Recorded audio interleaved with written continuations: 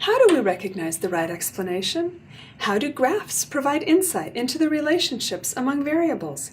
These are the questions that students will explore in Investigation 2B, Graphical Relationships.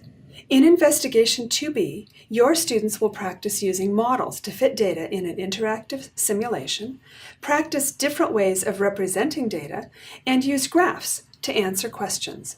This investigation uses an ebook simulation and does not require any additional equipment or materials. In Part 1, your students have an opportunity to play around with fitting data using different functions and numbers to see which of their models gives the best fit. The interactive in this investigation is found on the 2B investigation page in Chapter 2 of the ebook.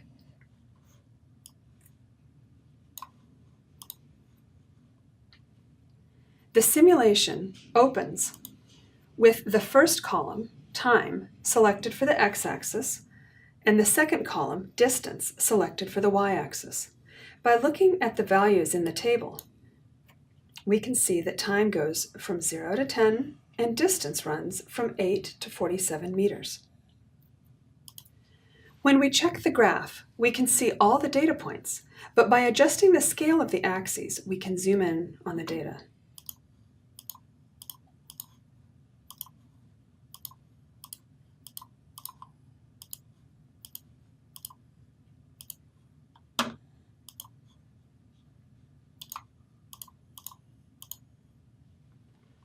The data now fills the whole graph, and we're ready to fit the data. The first set of data that we have here lies along a line, and we know that the first point is 8 meters at 0 seconds, so the y-intercept will be 8.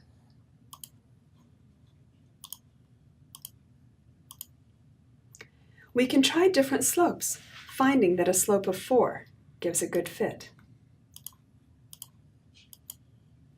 Students will know that they have a good fit when the score gets close to 100.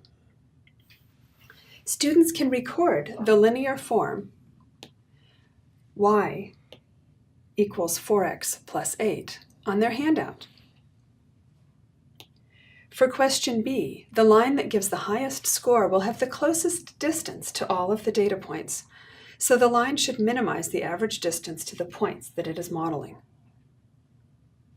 Question C can be fit using a parabolic function, and D can be fit with an inverse function. Part E is not as straightforward, so let's take a closer look.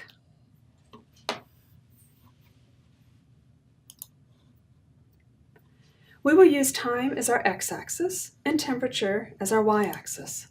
Looking at the values in the table, we see that the temperature goes from 90 to 20 degrees Celsius. When we check the graph, we need to adjust the axes so that we can see all of the data points.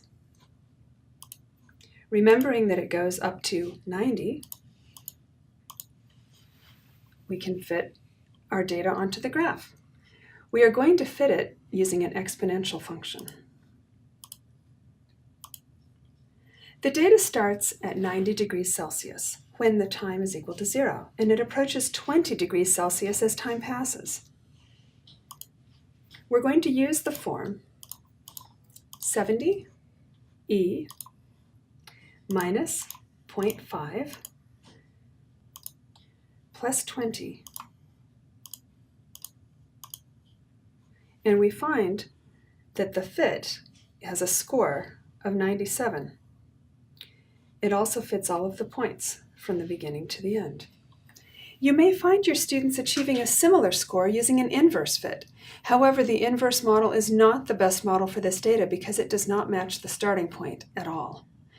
In each of these examples, you can let your students play around with models, but it is also reasonable to give them the model that they should use to find the best fit for their data. In Part 2, students will use 3 types of charts to depict a single set of data and answer questions about the various representations of their data. In physics, we often say, let's draw a picture. Graphs are a type of picture. Humans see patterns or differences quickly, but have to think a lot to compare lists of numbers, so we use graphs to see patterns more easily. If we look at the numbers in Table 1, they don't tell us as much as we could see from graphing them.